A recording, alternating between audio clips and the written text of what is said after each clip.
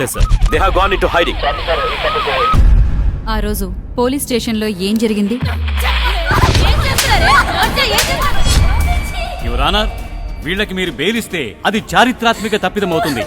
ఈసారి plan sketch నేనేస్తాను.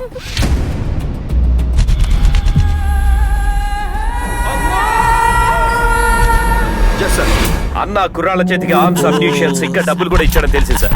इसमें बम हो सकता है. It could be explosives. అంటే మీ ఉద్దేశం ప్రకారం ఆ ముగ్గురులో ఎవరు నేరం చేయలేదంటారా? All I can say is that they are innocent.